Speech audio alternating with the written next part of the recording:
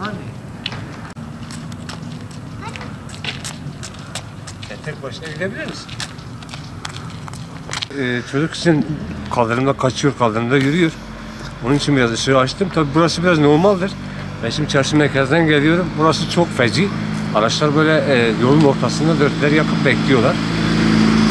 İşte tam önümüzde kaldırıma vuran oldu.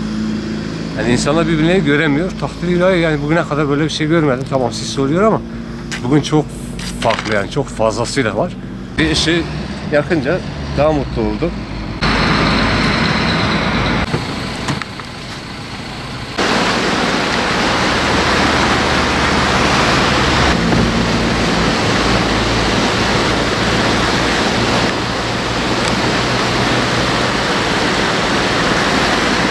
Vallahi göz gözü görmüyor, durum göründüğü gibi.